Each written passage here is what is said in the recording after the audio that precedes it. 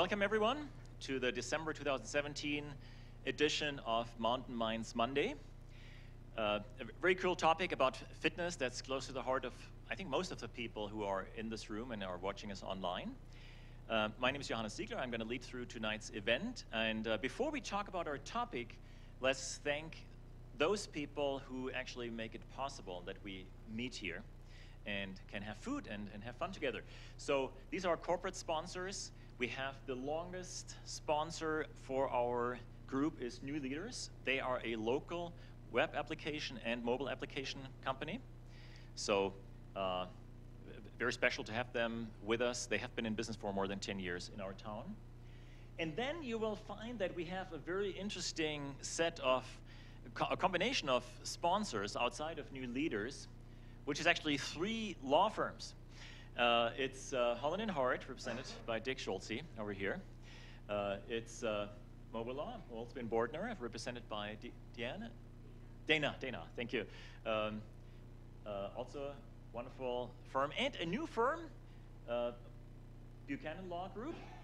Bob Buchanan, unfortunately couldn't make it tonight, so he said I should introduce him and sent me by a message. He says his group focuses on business formations, transactions, contracts, restructurings, with the critical eye cast on the tax consequences and savings which can be achieved. And so he suggests to contact Bob at buchananlaw.com to attend a complimentary presentation on the forms in which to conduct business, including social purpose corporations, benefit corporations, S&C corporations, and limited liability companies. So we're thrilled to have a new sponsor with Bob. And you might wonder, why do we have so many law firms? And let me try to give an answer, but of course we have 2 experts here who can actually give the more qualified answer. I believe that law firms specifically benefit from a strong entrepreneurial and business building community in a region. The more there is happening in terms of startup entrepreneurs, new business forming, alliances being done, partnerships, the better for the local law firms. And of course, we want to create an ecosystem here where this is possible for tech and for entrepreneurs in the broader sense. If you drive down in Silicon Valley, and you will see that some of those relatively high-rise buildings along 101 at Palo Alto are buildings of DLA Piper and other law firms. So a lot that's happening in Silicon Valley involves law firms, and we are not Silicon Valley, but we're Silicon Mountain. So if we grow our community, I think this is good. And I think this is actually a broader theme. It's not just law firms. It's actually a lot of businesses and a lot of economic activity benefits from a thriving entrepreneurial and local tech scene. So what we're doing here is really to help this community become not just a tourist destination with some seasonal business for certain professions, but have a broader base. So I think I see a theme here. We also have community partners, the Truckee Chamber of Commerce, Truckee Tahoe Community Television, represented again tonight. Thank you. Pay It helps us use accept credit card payments. The Lyft, who helps us in printing and producing material. Pizza on the Hill, where we are. Giving us a good deal on room and food, and the Truckee Roundhouse. So with this thanks to our sponsors, I'd like to shift the topic to a nice theme, which is how you can improve your fitness performance goals through science. And actually I had to learn that it's good to know some science behind fitness, because I had this idea that when my 50th birthday was approaching, is how about celebrating that by running a personal record in a half marathon, and then also taking my wife with me. She also was running, and my son, who was actually, we run at San Luis Obispo, which is where he is at college. And so I tore out a page out of Runner's World on how to train for a half marathon, and did that, ran it, and I think the only one who was really successful was my wife. She came in the top 10% for our age group. I did fine, but I also was injured and found myself at physical therapy after that. And so I learned in physical therapy this quote that some people think that some people think they run to become fit, and strong, but no, you have to be strong and fit in order to run. So there's a little bit of a science behind what you need to do in terms of specifics about training and muscle building and nutrition and all those good things. Otherwise, it may not be pure fun. So I'm very much looking forward to learning how to do better next time. And thrilled to have two people here from Tahoe Endurance, both locals with places locally and also living full-time locally here now. This is Sian your last Crespo, and Julie Young. Julie is the owner of Tahoe Endurance and also works with Kaiser in this is another very long word, Kaiser Sports Medicine Endurance Lab. Okay, that one worked. Okay, at least one thing I remembered right. And Sian works especially in the area as a nutritionist, which is also something where she's now working on completing a master's degree. Both actually a lot more accomplished athletes than I. We share the love for outdoors and the mountains, but they have had a more accomplished career, both in Xterra and then Julie especially in road biking for a long time with the U.S. national team, and Sian with mountain biking and also Xterra. So I'm sure we can learn a lot, and I'm looking forward to your talk. Oh, you have your mic, so you don't need that. Okay.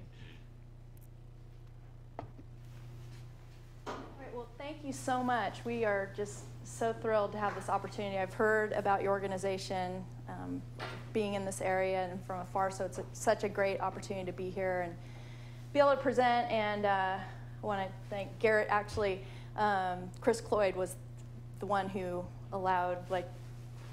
facilitated this introduction for us, so we appreciate that from Chris. So what I've kind of discovered with my having trained athletes for years and now coupling the science with it, there's no silver bullet, and understanding that our clients are the busy professionals, so they have 45 minutes. So what can we do to help them get more out of their 45 minutes? And I never want to represent training as rocket science, but when you have structure and you have a system to it, you're going to get more out of it. And so we have that, and then we have the science that we're going to discuss in terms of different testing options. That we'll talk about lactate threshold test and metabolic efficiency testing. And then now we have these technological tools such as power meters and heart rate monitors to then incorporate that data into your training. So we have those two pieces, and then we have what I'm reluctant to call, but they're habits. And Sian, I think, agrees with me. Like, we hate to call them habits, but they are habits. So it's more the lifestyle piece of it, is the good nutrition, the sleep, the hydration, just taking care of yourself. So, so those to me are all the pieces, and what we hope to do in our work is, again, help these busy professionals, because sometimes it can seem super overwhelming. Like, how do you fit all those pieces in? And Johannes, being injured, how do you manage that? So that's what we do. We can help kind of filter all this information and make it manageable and be able to plug it into these busy lifestyles and maintain that consistency of all the parts, because I think it really is consistency of all the parts. It's not going to be one or the other, but incorporating it consistently. Did we talk about this? I guess we did. Do you have anything else to add? Yeah, really just an outline of what we're going to talk about. Julie's going to go into a bit about how she structures training for different people in different circumstances, how there is science behind it, and how it's not just biking more or running more to get faster and fitter. There is a theory behind everything. And then also about the tools that we use to measure progress. And then I'll be plugging in how nutrition can actually be paired with that training, again, with a theory behind the madness, to actually really put that extra thing in place to really achieve your performance. And for the recreational athlete, a lot of the same things apply to an elite athlete. So we're really going to try and put those into place as well. So instead of okay, well, if I if I train more, if I run more, if I bike more, I can eat what I like because I'm burning all the calories. The formula's not that simple. So we're going to go into a bit of that. And specifically focusing a bit on what we'll talk about, metabolic efficiency. So Julie will start with training. I'll go into nutrition a bit, and then we'll bring it all together at the end. So just kind of overriding theme, or just kind of our philosophy. Again, it's science balanced with our experience. So I was on the U.S. national team for 12 years, having the opportunity to work with the most renowned physiologists and nutritionists and coaches, and then apply that study of one. But learning what worked and what didn't for myself, and then again, now I have this opportunity to work at Kaiser Sports Med and run their endurance lab, where we run these physiologic tests. And so to me, training is that, but it's also at some point it becomes an art, because you have to understand the individual. Like, it can't just be a textbook. You can't just implement a textbook. You have to understand the individual, how that individual is adapting to the training. So that's, to me, kind of the overriding theme. Our training plans, as I mentioned, they're very comprehensive.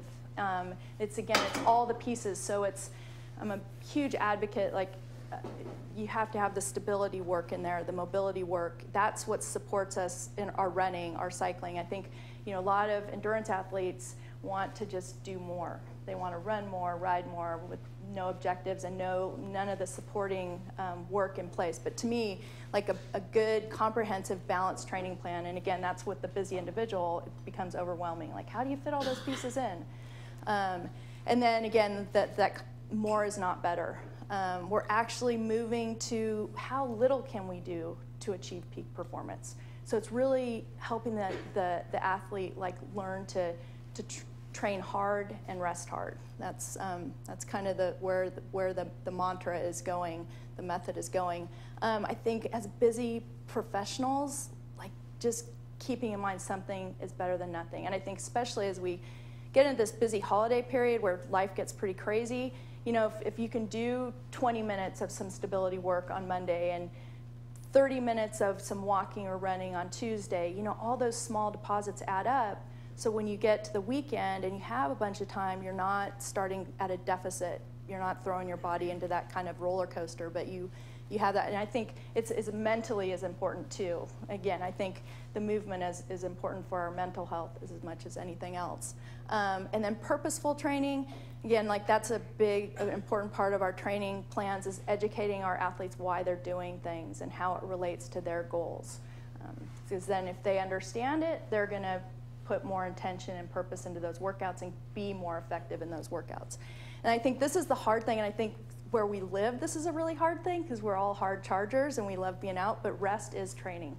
And I think that's one of the hardest things for athletes to remember, that the whole formula for training is you stress the body and then you rest it. And that's where you get stronger, that's where you get better.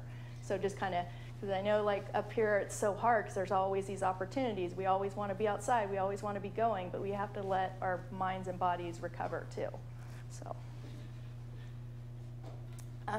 So this is what we're going to talk about tonight, is this idea that it's really year-round. And we're going to use competitive cyclist as our model, just because you can concisely and clearly create the phases, but it's applicable to every athlete. And so just the idea is that fitness is a year-round proposition, that it's not what can you do for me in 3 months. It's there's reasons. Each period of the year has an objective, and that's all based on each individual. Whether you're a cross-country skier or you're a summer Xterra athlete, those phases, they'll be different in terms of where they fall in the year, but they're all going to be there in the year. So each phase has a certain objective in terms of helping that individual get to their goals. Again, working with busy individuals, it's really about that individual's life schedule and how can we best, most effectively and efficiently plug these elements into their life. And then it's, again, how does that individual adapt to the training loads? Everybody's different. Somebody may come off a hard weekend and be ready to go on Tuesday, but other people may need a couple more days. So that's where, to me, training becomes more of an art. can't just plug in what the textbook says. In terms of like this year-round idea of periodization, it's, you know, the athlete coming off like a summer of competition, and they can kind of go back and evaluate their summer, like where did they feel like their weak links exist, you know, where can we make gains in this period. So I think that's an important driver in terms of the periodization of the training plan. And then as we get closer to the event, each phase then becomes more specific based on the individual's event, like what are the demands of that event, physically and mentally. So, and I think this is something we really lose sight of, is that training is as much mental conditioning as physical conditioning. I think we get really fixated on the physicality of it, but in my mind, it's as valuable for the mental conditioning. So, you know, now we have all these great tests. So we're going to go more into depth on these, but we have the technology, so the tools being, a lot of people are familiar with heart rate monitors, I'm sure, and then power meters. So cyclists are gravitating more towards using power. Are people familiar with this idea of cyclists that they use power as their training tool now? So it's the amount of watts they can produce. So we have these two training tools, and now with these tests, so at the endurance lab we do many physiologic tests. I think two of the most valuable are the lactate threshold and the metabolic efficiency testing. The lactate threshold test has become the gold standard in terms of determining heart rate zones, or training zones, I should say, because we also can determine the power zones as well. But basically, over the spectrum of intensity, as we increase that intensity, the body is going from using fats primarily as the fuel to using carbohydrates. And so the byproduct of higher intensity, less oxygen, burning those faster burning fuels, the carbohydrates, is lactate. And lactate has kind of been given a bad name. It's not a bad thing. It's actually, we can utilize it and we can train our bodies to metabolize it for energy. It's actually the hydrogen ions that are associated with it that become interfere with contraction of the muscles. So it's not necessarily, it's just the coincidence of the hydrogen associated with the lactate. But through this test, so there becomes this point where we call it the threshold, where your body is producing that lactate because of the metabolic activity, and then your body's ability to clear and buffer that lactate. So there's this point where you're kind of in balance. But then past that point, your body is producing more than the body can flush. So that's, from that point, we then determine all the other zones. So we take percentages. So I'm sure you guys have heard of like long endurance. So we create these zones: long endurance, medium endurance, subthreshold, threshold, VO2, and anaerobic capacity. And they're all based on that threshold number. So percentages of that then create the other zones. So that being like heart rate. So if Sean's lactate threshold, let's say, was a heart rate of 167, we'd take percentages of that number to create ranges for her long endurance, her medium endurance, subthreshold. So the thing we love about this test is it's something we can improve. We can really improve this as athletes, whereas VO2 max used to be the gold standard in terms of determining heart rate zones, but that's genetically determined for the most part. We can't do much to improve that value, but we can take our lactate threshold closer to our VO2 max, if that makes sense. So we can raise that ceiling, and when we raise that ceiling, so in this test of lactate, it produces a graph where we see that lactate line kind of bumping along the bottom. We register it in millimoles, bumping along the bottom, and then it starts spiking up. And where it starts spiking up is where that's considered the threshold number. And so as cyclists, if we can start working around where that line starts going up, so again, in Sean's case, if it's a heart rate of 167, we can improve the body's ability to, again, buffer and clear that lactate. So that line bumps along the bottom further, so Sean's pushing higher watts, while, and the line is out further. And along with that, all the other zones push up. So the ceiling of all the other zones rises as well. So yeah, we love this test because, again, it gives us definitive information on determining training zones, but it's also something the athlete can greatly improve with the right kind of training. And then we have the metabolic efficiency testing, which is very pertinent to our talk tonight, and I think Sean's going to delve into that. Sure. So the other test that Julie works with her training and her athletes is metabolic efficiency. So I'll explain a bit about what that means and then why we can use it to improve our fitness and our performance. So the basic concept is that there are two main fuels our body can use to generate energy, fat and carbohydrate. And most people will assume that carbohydrate is the primary fuel that you need to go out to run or go out to ride, but actually we can improve our ability to use fat. And there are many benefits of that, mainly that we can store a lot of fat in our bodies.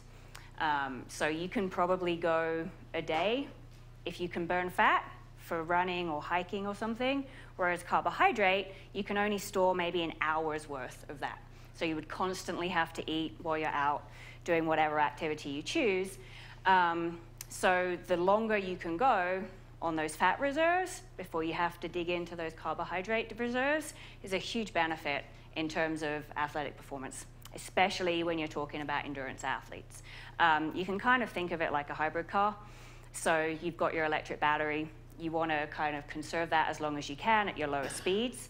So like you're burning fat, that's really your lower intensity type workouts and energy availability. As soon as you start running faster, biking harder, hiking a steeper hill, you're going to need more energy faster, and that's where you dig into your petrol engine, your gas engine, and that would be your carbohydrate. So really, metabolic efficiency is highly measurable. You can do a test. I've got a picture of me doing it somewhere. But basically, you can sit on a machine and you can determine what percentage of fat you're using at a certain intensity level versus percentage of carbohydrate. And through training and nutrition, you can actually change that value and improve it. So again, it's a very measurable thing that allows you to see how you're adapting to training, how you're adapting to a nutritional program, and start seeing results in your ability to go longer and further and faster by whatever mode of transport you like to. So just to highlight the differences a bit more with carbohydrate and fat, your body can access carbohydrate stores really fast and really effectively and generate energy really quickly. It's a very short number of reactions that has to happen to take that carbohydrate from the stores to producing the ATP that then goes to your muscles and allows them to contract. Fat, while we store a lot of it, it takes a lot longer for our bodies to turn it into ATP. So while it's hugely beneficial for, the slower, less intense types of activity, to try and sprint using fat stores isn't going to work. So it's all about balance here, and it's about context. So if you're talking about a hiker gonna go hike the Pacific Crest Trail, or an ultra runner that's gonna go run Western States for 100 miles, you're talking about a pretty, like Julie was talking about zones, you're very much in the endurance zone when you're doing that. And it is something that you can train your body to be highly efficient at using those fat stores to be able to do. Because you don't need that energy super quickly. You're not moving super fast, you're not pushing those high end of the zones. So that's where you can really train your body to be able to use those fat stores. So for a long race or long event, you're not constantly having to eat carbohydrate in order to fuel that. So especially talking about running, the jostling around of your stomach while you're running, trying to consume a lot of food while trying to do that, it's pretty hard. So the more you can use the stores you have on board for that race, the better you're going to be able to manage your fuel needs for that long event. When you get to something like the example we're going to use is a cyclist, you're really needing to use all of your zones. Sometimes you're pedaling along, you're in a pack, you're not going hard. You can use your fat for that, but you got to go chase that rider that's gone off front. Your friends are way up ahead of you, you got to go catch up. you're going to need to be able to dig into those carbohydrate stores, get your ATP quicker. So depending on the type of athlete, being able to do both is super beneficial.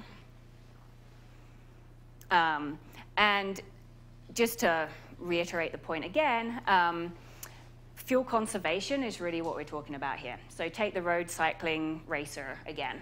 So, you need to have energy left to sprint at the end of the race, to sprint for the finish line. So the more of that race you can use your fat reserves for, the more glycogen, which is the stored form of carbohydrate, you're going to have left for when you need it right at the end.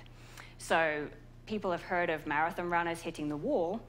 That really means used up all their glycogen. There's nothing left. So as a marathon runner, if you could train your body to run that first 20 miles of the marathon primarily on fat stores, you've got glycogen left for the end. So you can prevent that hitting the wall feeling, or bonking, as many athletes call it. So those are the kind of more practical examples of what metabolic efficiency is really talking about.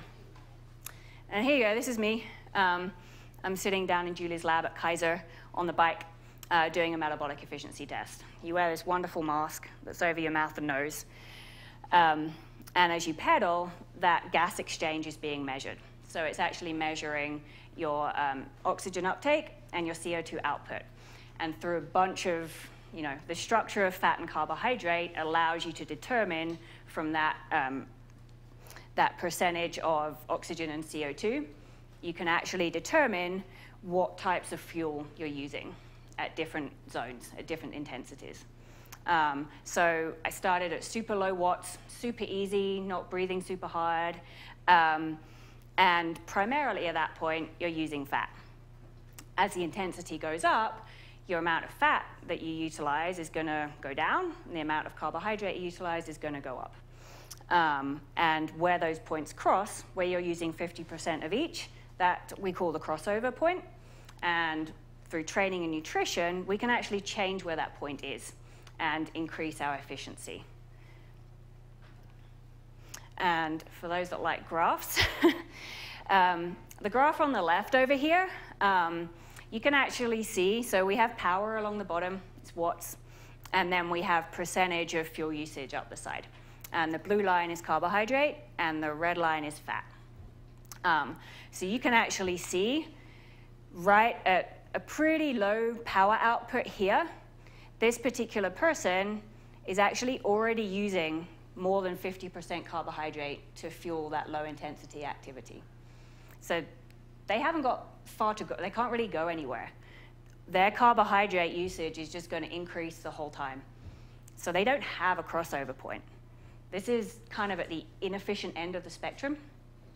And so in practice, what's going to happen, this person's going to eat a nice meal, head out on their bike or running or hiking. Within a pretty short period of time, they're going to be low on sugar. They're going to be low on fuel. They're going to feel like they're bonking. They're going to need to eat, like pretty soon into their ride. And they're going to need to carry on eating the whole time. And to contrast that, on the right here, again, similar wattage, different person, but a good illustration.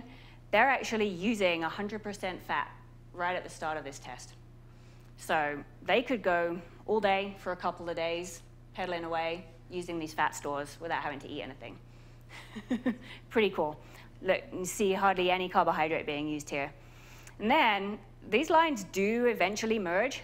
So as the power increases, we're up at 260 watts here, which for context, it's pretty competitive athlete. And even way up at this end of the spectrum, they only just start using 50% carbohydrate as fuel way up here. So don't go riding with this person. They're going to be cruising. It's actually not, but it probably looks pretty similar. So yeah, in practical terms, this person sure is going to go out on their ride or run or hike well fueled. They're going to have a full complement of glycogen stored in their muscles, but they're not going to start using that hardly until they get way hours into their ride. So yeah, sure, they're probably going to eat something. They're probably because they're going to get hungry after 2-3 hours, but you know, they've got a lot left for the end of their race. Can you explain why the difference? Why is one person so more efficient? Yeah, we're going to go into it in a bunch of detail. And the good thing about this is you can get from here to here. You want to expand on that? Well, and I think, again, that's why we love this test, like the lactate test, is this is so you can improve this. And it's basically the essence of the talk tonight, is when you know, over the year, when you're phasing the type of training you're doing with the right kind of nutrition, that's the golden ticket. Mm-hmm. And so these are two clients of mine, and the one on the left is, you know, it's usually a symptom of nutrition and training. You know, she didn't have aerobic base, so just does more high intensity work and a lot of carbohydrates. So, but definitely, like Sean said, you can definitely move from the left to the right. Yeah, and I guess it's a pretty good segue to just highlight that you can go too far in this direction depending on what you're trying to do and what goal you're trying to achieve. We haven't got an example here, but there are examples of people that never hit a crossover point. So they're crazy efficient fat burners, but at the expense of being able to metabolize carbohydrate efficiently. So if you're an ultra runner or a hiker and you're planning on going a low intensity for a long time, sure, that's probably a really good thing to train your body to be able to do. If you're an Xterra athlete that really needs access for 3 hours to carbohydrates, if you're super efficient at fat, sure, you're going to get through the race and feel great, but you're not going to be able to hit your top end zones.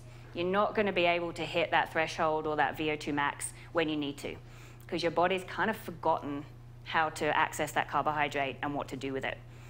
So it's all about context. This, you know, if you're a sprinter, maybe you can get away with this. This is a great place to be, but you can go too far in the other direction. So just, you know, a lot of people have heard about ketogenic diets and really going to the extreme of fat burning. There's a time and a place, but a lot of the research does show that if you're a super efficient fat burner and get to that extreme, if you do try and go out and go hard and try and hit those top zones, you struggle. So it's a good place to stick that in.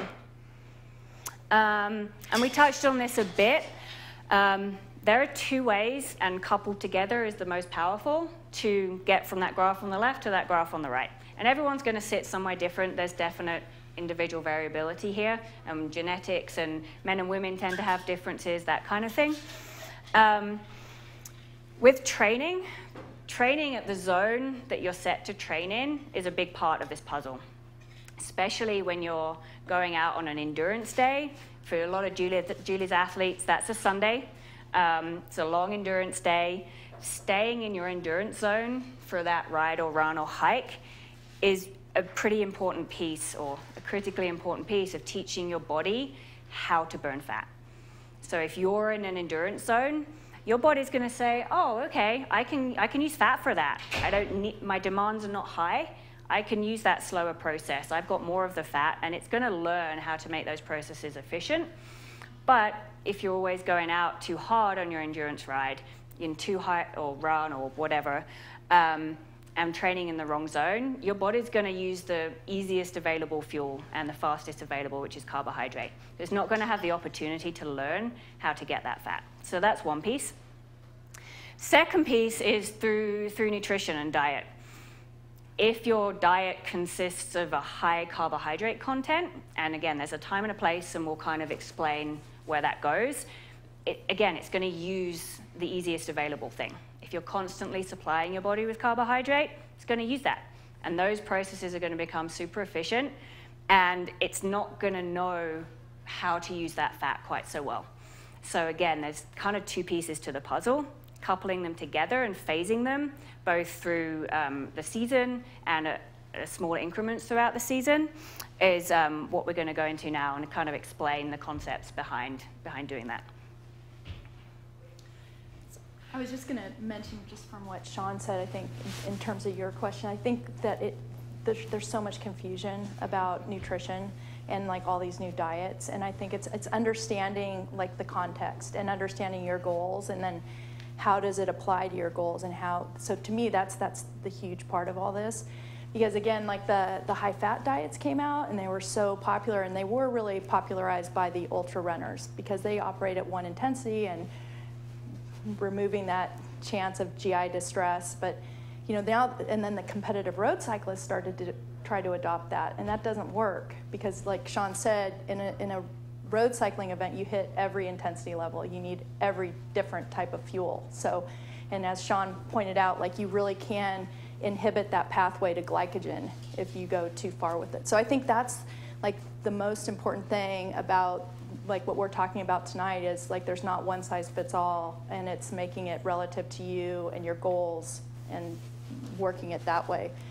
So as we mentioned, we are going to use the competitive road cyclist, but again, these concepts are applicable to every athlete. It's the same idea. We want to, again, stress the body, recover, have phases. So with the training, like we said, the phases, each phase has a specific objective. We start more general, and then we get more specific as we get towards the athlete's event. We train typically in 3 to 4 week blocks. So we're building over 3 to 4 weeks. When we're in more of the general build, we use 4 weeks. And then we take the next week as more rest and active recovery. And that's as much mental as physical, just to kind of that relief from feeling like you're tied to this or obligated to structure. It's a mental hall pass as much as anything else. And then, like I said below, which is a repeating theme, rest is training. So that's a big part of. So the first thing, like athletes coming off a summer of competition, and I think it's important just to take some time, just whatever it is, whatever sounds fun, especially where we live up here, just make the most of it, go hike with your dog, just move, do whatever sounds fun. So again, as much mental regeneration as physical regeneration. So that's kind of the first phase. So coming off a competition season, taking, somewhere from 2 to 4 weeks, and just enjoying, kind of remember why you do it, getting back to it, just understand it, just like you're doing it for the fun of it. And now, so we're like, for most of the athletes that I train, we're in this, what we call transition season. We used to call it off season, but we felt like that gave it the wrong kind of connotation. So now we call it transition season, and it's basically base building. So again, we want to provide mental and physical variety, but it's not for the sake of variety. There's actual purpose to it. So we're building aerobic and endurance base, and I think, like for instance, if this were a cyclist, like really encouraging the cyclist, mix it up, go do different stuff, go hike, go cross-country skiing, again, not feeling obligated to that single sport. I think that's important, just mentally and physically. And this, so as Sean talked about metabolic efficiency, this is the opportune time to work on that. This is like all the foundation is being set in place metabolically here. It's a great opportunity because there's no urgency of races. You don't have any high intensity, so you don't need that glycogen. So during this period, you can draw back on the carbohydrate stores more and focus, let that body work to metabolize the fats because you're not doing that high intensity work. The other part of this part of the season is just getting the body just balanced again. So again, focusing on the symmetry of strength and flexibility, and so we get into the gym, and the gym becomes like general strength work becomes a big focus of this phase. And Johannes, just like you talked about, like the injury prevention part, and to me, injury prevention and performance go hand in hand, because if I'm keeping myself out of that cycle, I'm going that way. So. Okay, so along with transition season, the nutrition can be paired with that different type of training that we're doing. So while the intensity is lower, while we're mainly focusing on strength, we can actually use that as an opportunity to reduce the carbohydrate in the diet as well and increase the fat, so the body can start learning how to better metabolize fat, because it doesn't have as much available carbohydrate. So that's one thing you can do. The other thing that, again, is worth experimenting with for a lot of athletes is actually doing the occasional morning workout on no food. So again, it's low intensity. They're generally shorter. You know, if you're in the gym, you know, it's an hour of low intensity. You're maybe going for an easy walk with the dog in the morning, or, you know, pretty low energy. If you haven't eaten your dinner since the night before, you slept all night, you're waking up hungry, you know, there's not a lot of glycogen storage left. Your body's going to be forced to dig into fat stores to do whatever you're doing for that first part of the day. Not everyone's a morning workout person, but a lot of people that are find this is actually a really beneficial strategy for this particular time of the season. Yeah? I'm sorry, could you just give a couple of examples of the types of foods you recommend, you know, to increase your fat intake? Yeah, of course. Can you maybe repeat the question because we could get the point? Yeah, so this gentleman asked about the types of food that you'd actually use to increase fat intake in the diet and reduce the carbohydrate diet. So there's actually one really easy thing you can do initially is to cut the grains out of your diet for the transition season. They're high in carbohydrate, they're easy energy, which you don't need as much of during this particular part of the season. You can get, and the other thing about grains is that they're actually pretty low in nutritional value. And by that, I mean there's not a lot of vitamins that come along with them, not a lot of minerals, not a lot of other, like in vegetables, for example, you have polyphenols, which are antioxidants, which are super important for helping become efficient and recover from exercise. So lowering carbohydrate, the simplest thing to do for a period of time is actually cut out grains. Super simple. You've still got potatoes, you've still got piles of vegetables to get your carbohydrates from. But you don't want to sacrifice calories. I'm not a calorie counter. It's really, I don't know, it's very individualized as to whether that's a strategy that works. For athletes, it's generally really hard to do. So learning to listen to our bodies is a much better strategy. Healthy fats, avocados, olive oils, olives. If you're a meat eater, the fat of healthy grass-fed animals, super good for you. Yeah, so those are really the main things. If you tolerate dairy well, that's another good strategy. So yogurt, grass-fed, a lot of people tolerate dairy fine, some people don't, and I'm going to talk a bit more about that.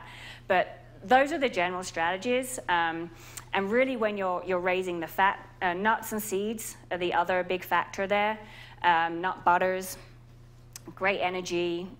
The fats in them actually really help rebuild the cell walls. Every cell wall in your body is comprised of fat. So a low-fat diet, you can sometimes compromise cell building and things like that. So yeah, pretty simple strategies, but yeah, it is a mindset shift. You know, there's a lot of people are like, well, what do I eat? Like, it's complicated. So I've got a few more examples as we move through this. So maybe that'll answer it a bit better. So I talked about not fueling that morning workout. Definitely stay hydrated. You know, often being dehydrated is mistaken for being hungry. And the other thing that is actually pretty interesting is that for cyclists, power output going down is often more attributed to dehydration than it is lack of fuel. So it's often a miscommunicated signal in the body. So if you're going to do a morning workout on no food, make sure you drink, and for sure have your cup of black coffee beforehand. No problem at all. If you tolerate caffeine, not everyone does. Timing workouts around meals.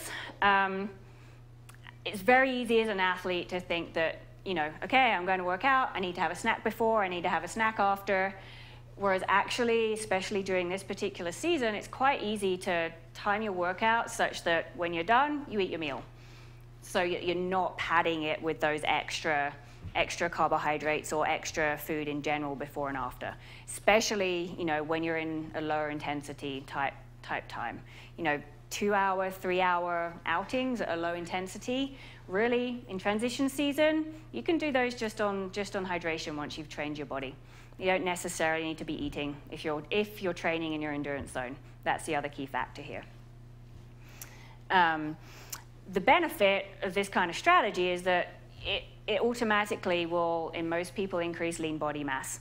So by reducing the carbohydrates, increasing the fats are not what you actually hang on to as extra weight. It's actually the excess carbohydrates.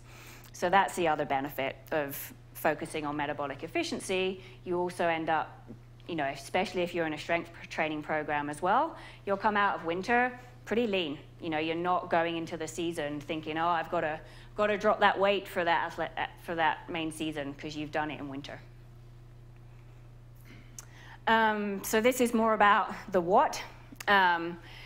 Really, vegetables are the key to health. I'm pretty convinced of it. So there's a huge variety out there. We forget how many different types of vegetables there are. And so I include potatoes in that. Potatoes, sweet potatoes, all those starchy root vegetables, packed with energy, packed with nutrients. And so they're really nutrient dense. A lot of athletes now will go the whole season relying on potatoes for their main energy source and not rely on grains at all. The added benefits of vegetables are the reduction in inflammation. So as athletes, we create a lot of inflammation. Our muscles produce inflammation. All the metabolic processes produce reactive oxygen species as a byproduct, which put your immune system on alert. Your immune system's constantly saying, oh, is that supposed to be there? Do I have to attack it? It's natural, but we have to detoxify. And the nutrients that come along with the vegetables are really key in doing that. So go to the grocery store, pick up every different colored vegetable you can find, and figure out what to do with it. Eat it raw, eat it cooked. You actually get different benefits depending on whether you cook a vegetable or not. So eating raw sometimes is great, eating cooked other times, benefits from both. So really, variety is huge. And then, yeah, some people thrive without meat. Just, it's very individual. Some people have beliefs one way or the other, totally fine. If you don't eat meat, no problem. You can definitely get enough protein from other sources, from eggs. Vegan's difficult, but a lot of athletes do well being vegan. Again, it's very individual and it's all an experiment. Meats, fish, nuts, seeds, beans. Some people do well with beans and legumes, some don't. But yeah, your energy comes from vegetables and these healthy proteins here that have enough fat. Avocados and nuts and olives and olive oil can provide the fat you need. But everyone is different, so it is an experiment. So it's definitely, what works for one person is not going to work for another, but this general framework is one within which you can experiment for you. It does take time to adapt. If you do have a diet that is highly dependent on carbohydrates, when you start phasing them out and trying to lower them a bit and replace them with some more fat and protein, you can feel a little crappy for a couple of weeks. But generally, if your calorie intake is the same, by replacing some of those grain-based carbohydrates with the fats, you'll get through that 2 or 3 weeks, and a lot of people find, they feel amazing. Absolutely amazing. And particularly in transition season where your energy output's lower, you don't need to fuel yourself so much with carbohydrates. We covered the what quite a bit. The main point I want to make here is that breakfast can be anything. Breakfast doesn't have to be eggs or bagels or cereal or muffins or, other parts of the world eat meat and cheese and vegetables for breakfast. So, it's really meal one of the day. So it's, experiment. I've eaten salads for breakfast. I've eaten leftovers from the night before. Sure, I'll scramble eggs and throw in the vegetables and whatever, but variety is really key, and just expanding that mindset as to what we've become used to as what breakfast is. Meat and 2 veg. I grew up in England. That's kind of how we eat in England. It's the meat and 2 veg. My plate's generally 3, 4, or 5 veg along with a piece of meat now, but that's kind of the mindset shift. That can really be beneficial especially for this particular transition season we're talking it into now. And it doesn't have to be complicated. Cooking shouldn't have to be complicated. It can be pretty simple.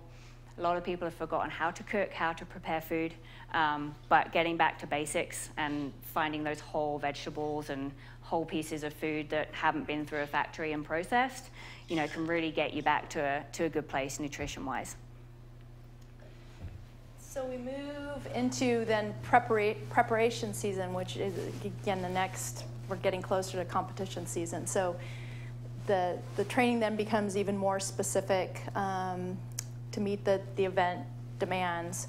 And the higher intensity workouts, we're with the cyclists, because those are now involved, we're kind of micromanaging the diet, so we're padding those with the proper type of fuels. And then with these higher intensity workouts, the recovery becomes that much more essential. So rest and nutrition wise. So in preparation season, just more specifically, we continue with the strength work. We found there's some great studies now in terms of how valuable strength work is for endurance athletes, in terms of recruitment and developing more muscle fibers, so they're using less muscle fibers at certain intensities. So the key with it, though, is maintaining it through the year. So just one day a week, they've found can help maintain that strength versus completely stopping, which that's what we used to do. The cycling specific workouts start taking priority. So we want the athlete to start focusing energy and attention on those cycling specific workouts. And those then take a step up in intensity. So I think that visual of the pyramid still applies, so you've built your base. Now we're working on that next level in the block of the pyramid. So we do a lot in this phase. We'll do a lot of that lactate threshold type intensity. So that's what we talked about in that, where the body is learning to process and clear and buffer that lactate so it can push that curve out, taking along all the other zones with it. So raising the zones or raising the ceiling on all the other zones. So that becomes a big focus of this phase. And then we continue, as I'd mentioned, again, that idea of a very comprehensive, balanced training program. So through the year, we always maintain the trunk stability, the hip activation, global mobility, because again, for me, I think that's our durability, that's our performance in our sport, whether it's running or cycling, whatever the case may be, injury prevention, durability. So.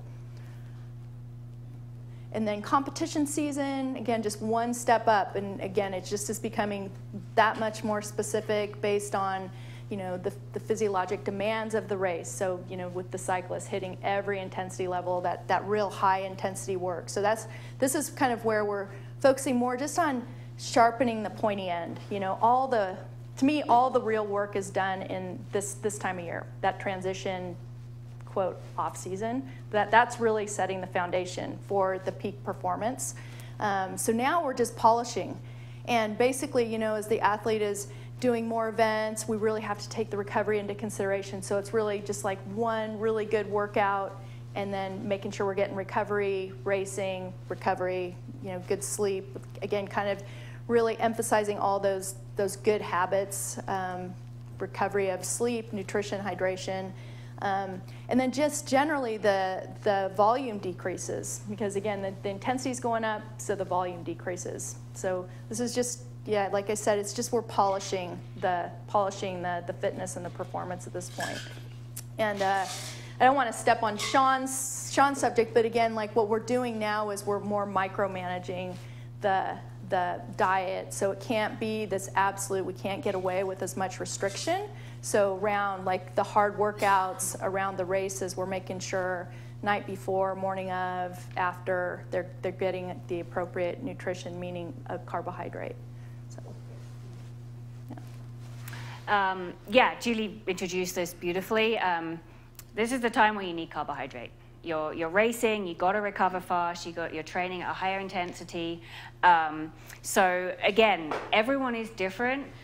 Some athletes find they felt so great on the diet over winter that they just up the volume. They just up the volume of vegetables, potatoes, and time it differently. Eat more meals a day, eat a snack before a workout, recover afterwards, take more food on that ride. If the intensity is higher, you want to make sure that your quality workouts, so the intervals, you know, the real important key workouts, make sure they're fueled. You don't want to go into those under-fueled. So those are the ones where you want to be fully loaded with glycogen, eat that carbohydrate straight before, and then make sure you recover afterwards. So yes, add back in the grains, do the experiment, see what you tolerate. Some people tolerate grains well, some people do non-gluten grains well, but then have a reaction to gluten. It's pretty common, especially among athletes where we're stressing our bodies so much. You know, the stomach does tend to get upset with more things, especially when we're doing a lot of training, creating that inflammation, trying to recover. Again, everyone is completely individual. There's some athletes do great on absolutely anything, and others really have to watch things. So it is a science experiment. It's one of those, you know, change one variable at once and see what happens type situations. So that's really where I come in with Di, is really coaching someone through that, guiding them through it, looking for signs, doing the tracking, figuring out what works for that particular individual within this framework. And then the other benefit of keeping up the vegetables is they help with recovery. They reduce that inflammation, and they help with detoxifying the body. So that's even if you bulk up the grain carbohydrates, don't skimp on the vegetables. They're still important. And then, this is really just I found a quote the other week that said, "Are you fueling your desk job?" On the days where you're not running around the mountains all day, when you're not out, you don't need as much carbohydrates. So even within whatever your active season is and whatever your active week is, just pay attention. You know, if you've got a rest day or a rest week, or you've got a mid-season break, some people take a mid-season break, switch back to that transition season diet. Just think, even for a day, up the fat that day, lower the carbohydrate that day. You know, my rest days tend to be Monday and Friday. So, you know, those days I'm like, okay, you know, let's focus on making my meals more on the fat side than the carbohydrate side. But when I go back into training and those big midweek workouts and those important weekend rides, yeah, the carbohydrate goes back up. So it's really about just thinking about how you pair those together, which days you need the carbs, which you don't. And you're going to maintain that fat-burning ability through the season by retraining the body when you've got the opportunity to do so on a rest day or rest week. And I'll talk a bit to this, Julie will as well. There's a lot of, where we live, everyone's active. There's very few people that don't want to get outside. That's why we live here. So there's a lot of recreational athletes. We've spent a lot of time talking about, you know, the elite racer, the competitive cyclist, but the concepts really are the same. You know, it's very individual, and like Julie said earlier, to improve and to get longevity in the sport, you know, we want to be running around the mountains when we're 80, 85 years old still, not being injured. So think about that longevity as much as anything, staying strong, staying healthy.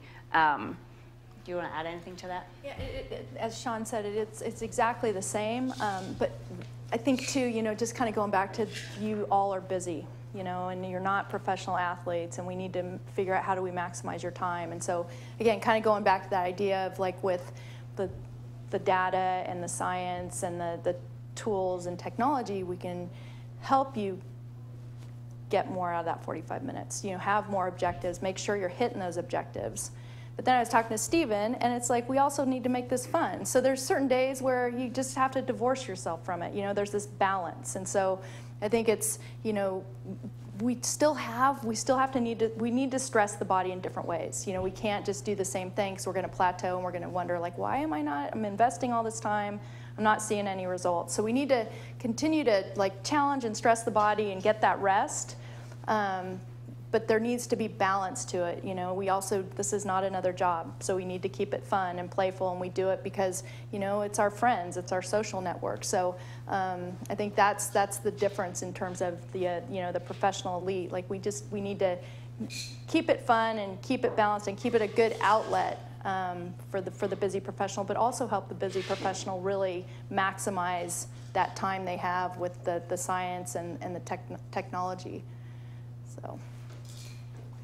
So I think this is the appropriate slide for this. So I'm a recreational athlete, and probably like a lot of other people, do a lot of sports. So, you know, in the summer I'm running, in the fall I'm probably climbing, in the winter I'm skiing. So, you know, what would the advice be that you'd give for those really seasonal kind of multi-sport recreational athletes? I mean, I think that's really the best. I mean, I think that's where probably like we're seeing so much injury with kids, you know, because they're becoming so singularly focused. So I think, you know, having that variety, but then maybe like in between seasons, maybe you focus a little bit more on the strength work, you know, to get that balance of the body, or, you know, like that's an opportune time like for the metabolic efficiency. So like those periods where maybe there's that shoulder season where there's not a heck of a lot going on, that you can maybe focus on balancing your body out and, you know, creating that foundation for yourself.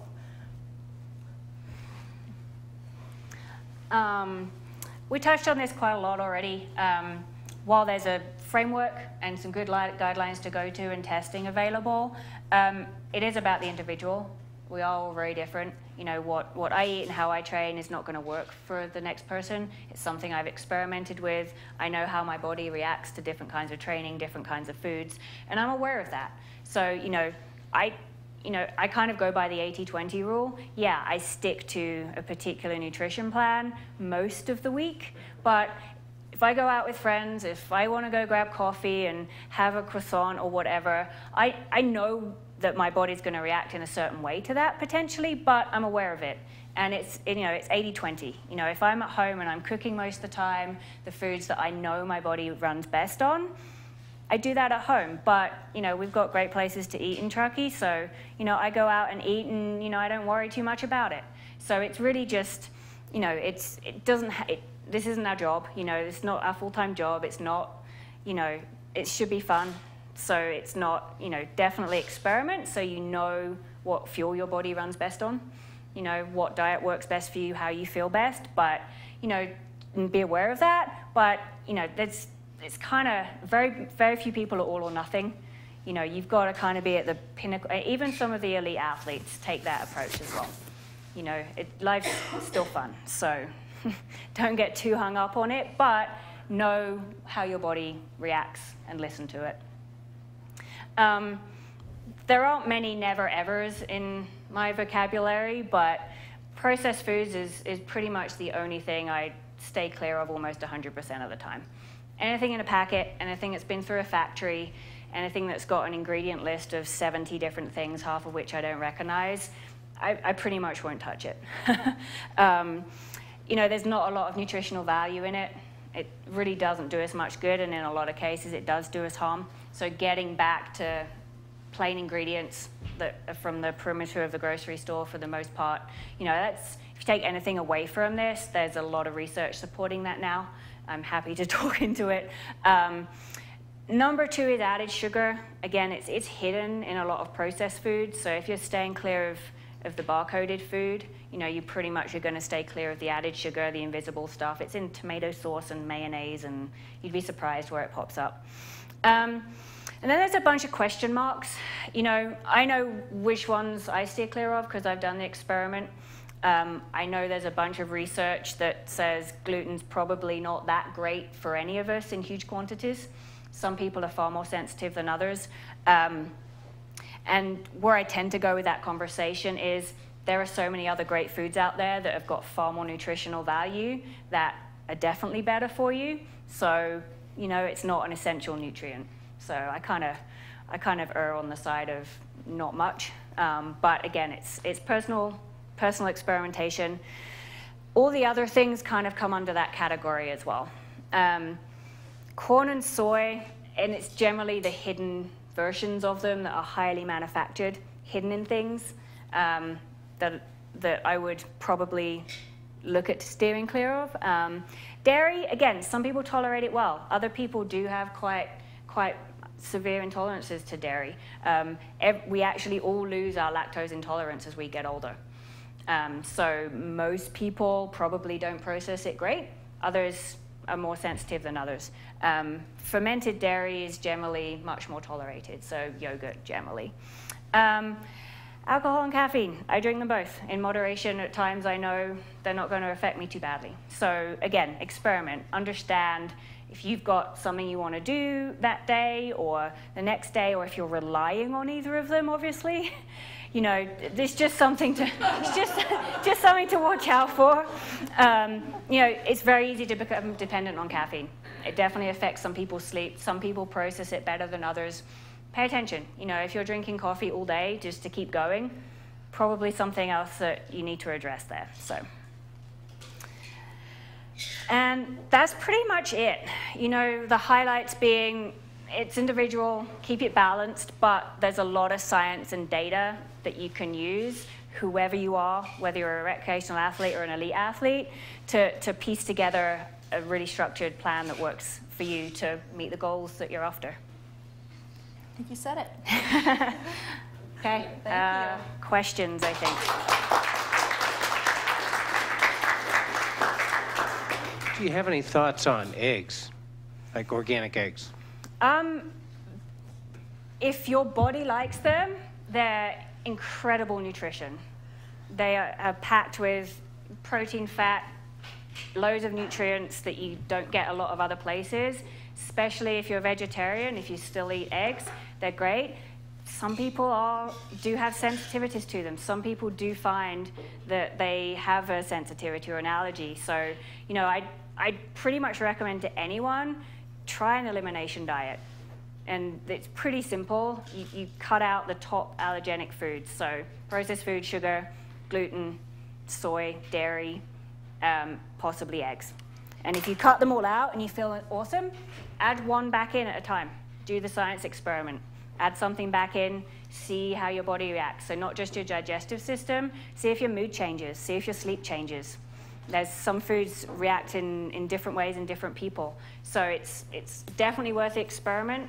You know, I can definitely answer questions on more specifics on how that elimination diet works, but I've done it. I discovered various things about me and what I do well with, what I don't, and it is individual. And it depends on not only genetics, but whether, you know, what other environmental stresses are on your body. So gluten's a very interesting one. Some people find in this country that they can't eat gluten-filled foods. They go to Europe and they're completely fine. The way our food is grown has a huge indicator as well. So eggs, if you can go pasture-raised, and happy, healthy eggs, I call them, from hens that are allowed to run around and do what they normally do, their nutritional value goes up. So they're great. You know, if your body definitely is good with them, I say go for it. The only caveat I found in the research is there's some research that says diabetics have, you know, eggs and diabetics sometimes don't go well together. So if that applies to you, that's the only thing I've come across in research. I mean, I often eat 4, 5, 6 eggs a day sometimes. Just depends on the day. Don't worry about the cholesterol. Your body balances its own cholesterol. If you eat more, your body then produces less. So it's, yeah. What's the period of time that it takes to transition your body from when you start eating the fats and cutting out carbohydrates? Does that happen in a week, or it happens more in 3 months? Does it depend on the body? Do you have any guidelines? It's a spectrum. So in terms of testing, you know, if you're going to test it and look at the data and have a test now and see where you are, I'd probably leave a 3-month period, which is why that transition season period is a great time to do it. You can really make big changes in quite a small period of time. And it also depends on if you're, you know, it depends on the training too. So most people will find if they're at the graphs I showed earlier, if they're way over on that left-hand side, and without testing, you can kind of tell, like if you're, you know, if you eat and then you're hungry half an hour later, if you go out for a bike ride and you have to take 7 Cliff Bars with you to fuel a 2-hour ride, you know, you're probably somewhere near that left-hand side. And you're probably gonna have a harder time adapting. So you're gonna feel you're definitely gonna feel tired, you're definitely gonna feel low on energy for a couple of weeks, which is why you wanna do it in transition season. It's really hard to do it you know, if you've got an event coming up, if it's a super busy time where you've got really high stress at work or something like that. So it's definitely worth doing it at a time that you've got some level of control over. Because most people find there's a 2 to 3 week period where they don't feel awesome. And then they'll start seeing improvements. And then it really is gradual. It's a kind of upward slope if you're sticking to, you know, 80-20 of a plan of nutrition structured with training. Anything different? No? Okay.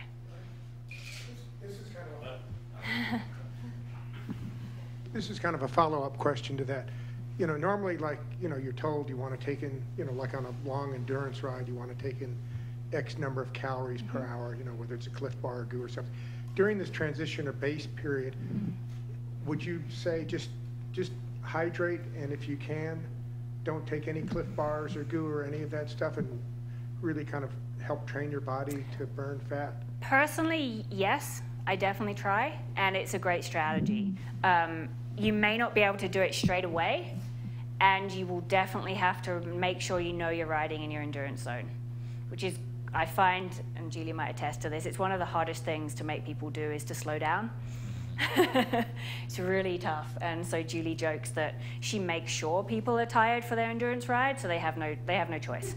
You know, your legs are completely shot by Sunday that you've got no choice than to ride an endurance zone because it's all you can do. So yeah, I would work towards it.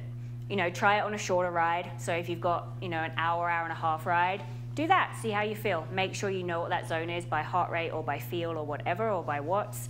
And then, you know, work your way up. See if you can do a 2-hour ride. I also think, too, just kind of like Sean said about breakfast, we kind of have this, we're locked into this mindset like, oh, Cliff Bars or GU, and I would stay away from all of that in your training. You know, save that for the races and just eat. Like, it's tricky because you're like, oh, what do I eat? Yeah. But, like, I'll put a sweet potato in my pocket. You know, just stuff like that. You just kind of get creative with it. But I hate to say that because Cliff Bar's sponsoring this, but I would definitely save that for, like, save it for competition season and race season, for recovery, for racing with, for a pre-ride snack when, you know, you've eaten breakfast and then 3 hours later you've got a hard interval set. Grab that Cliff Bar before that. That's the time to play. Take nuts to snack on in winter. Take hard-boiled eggs. Take real food. You know, not those super fast, but, you know, they were really designed for fast energy. And, you know, yes, there's a time and a place. Do that when you're racing, when you're trying to recover fast, when you've got one workout in the morning and you've got to go out again later that day and you're like, oh, crap, I'm starving. But in winter, you know, you're not in that position. You don't have a race coming up. You don't, you know, if you go out on a ride and you feel kind of crappy and slow, and what's the big deal? You know you're training your body. You know you're doing that for a reason. So you haven't mentioned protein at all. So I'm just wondering, what does your experience show with that? Obviously, a lot of the protein that's marketed to athletes is not in the whole food form, as in the powdered form. But yeah, what do you recommend? Yeah, so obviously protein's the main macronutrient we haven't talked about a lot. We don't get energy from it. It's purely structural. That's not to say we don't need it. So the big place it's needed is in recovery. So carbohydrate is definitely the main focus for recovery after training, but the protein accelerates that. So that's why the protein shakes for athletes are the popular ones for afterwards. We can only use so much protein. A lot of people think they need to eat more protein than we actually do need to. The numbers are somewhere around 1.2 to 1.6 grams per kilo of body weight. And really, when you break that down, it's 2 or 3 eggs and a chicken breast. You know, it's not masses. So, and especially for non-vegetarians, you just tend to get that with the way you eat. And, you know, we were focused very much on fuel here, but, you know, anything above, you know, if you eat that 16-ounce steak, most of it isn't going to be used because you can't metabolize that much and use it. It's just going to get excreted. So yes, it's super important, and especially for recovery. if you know, after a big workout or a hard workout, absolutely.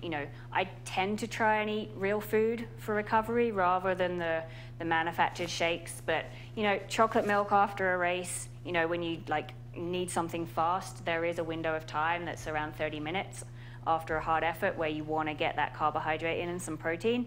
But in your general diet, if you're eating an egg at some point during the day and a piece of protein for dinner, you're pretty much going to get what you need. The exceptions to that are the extreme bodybuilders or the superpower athletes. They definitely look at, if you're trying to really put on muscle mass, then yeah. But for endurance athletes, while it's a focus, there's only so much we can do with it. And they are saying little doses through the day, 4 small meals with the protein. That's the best way for the protein to be absorbed. And then right before you go to bed is also another idea to take some protein, just in terms of repair and synthesis. So what about supplements? Hopefully with a balanced diet, those would not be needed, but are there supplements that you believe make sense? I mean, I am a firm believer that we should try to get it through our food. I know when I was racing, I had a year where I spent so much money on supplements and I had a lousy year, so it's just I am not a believer. So, I mean, I take a multi, I think, just kind of as a safety net, but I just feel like you should really just be getting it, like Sean said, through the variety of the color of the vegetables. So, yeah, and I definitely believe in that foundation. The soils that our vegetables are grown in are not as nutrient rich as they used to be. It is harder to get certain things in as bigger quantities. If you're not a fish eater, I might suggest an omega-3 supplement. It's very easy to have an imbalance of omega-6s to omega-3s in our diet.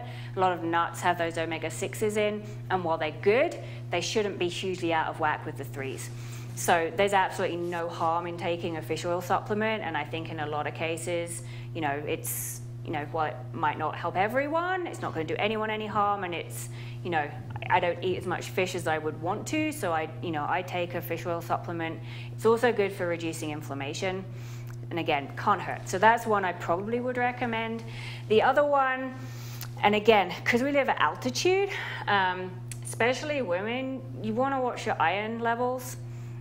Some people are more susceptible than others to those iron levels going down, and that's something that's easy to test for.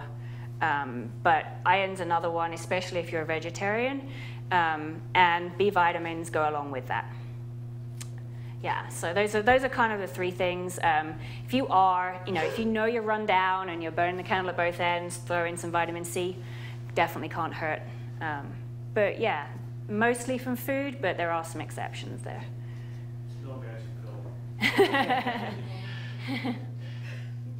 Okay, I think we're coming towards the end of our time. I was actually amazed when you stopped talking. I was like, why is she stopping? Oh, it's 10 to 8. Okay, so that's I guess that's a really good sign. Being a tech-heavy group, I have kind of some measurement questions to the very end. So I have this Apple Watch here with a heart rate monitor. Is this good enough as a heart rate monitor, or do you trust those numbers, or do you need to monitor like with some other devices? Heart rate is tricky because there's so many factors that affect heart rate. And that's why I think the cyclists have gravitated to using the power meter, because it's so black and white and instantaneous. So, at altitude, your heart is going to be working harder to deliver that same amount of oxygen to the working muscles. If you're dehydrated, you're going to have a higher heart rate. So there's so many factors that affect heart rate. So it's a little tricky. Okay. Oh, yeah? Yeah. I have a Wahoo as a heart rate. Okay. So I had that on at the same time I had Apple Watch, and I monitored the entire time. It was within 2%. That actually also answers my question. So at least it does measure at the. Okay. Yeah. Okay. Good. I was wondering because I have both devices, but I usually only have my Apple Watch. Now, Okay. I was on a trainer, so if you're on a mountain bike, all bets are off. Your watch is moving all over the place. You have contact with your skin. Better to use a monitor. But if you're on a road bike, it's good. Okay. Well, I think that's also good to know. Oh, and now the final question about measurement. So where can we go to have those measurements done? Like, I guess you have an answer for that. I hope so. I do. And how much does it cost? So the Endurance Lab at Kaiser Yeah. Sports Med, it's open to the public. So this is within Kaiser, but it's a new service for them. They call them venture services, so it's open to the public. The metabolic efficiency test, I think, runs $250. The lactate threshold test is $150. Okay. Okay. Very good. And it's so the Kaiser Sports Med are the attending physicians for the Sacramento Kings, and they just built a new downtown arena in Sacramento. So the Sports Med Center is within the arena, and then Pretty cool. It's it worth is a really visit cool. just for that. It is pretty state of the art. So Okay, yeah. okay, so really motivational to go there. And just to be really practical, so you make an appointment there and just through me. Yep. Okay. Contact okay. me. Okay. So Yep. there is so now we have the path to get measured and to be on the track. Thank you so much. I really Thank you. enjoyed it. Thank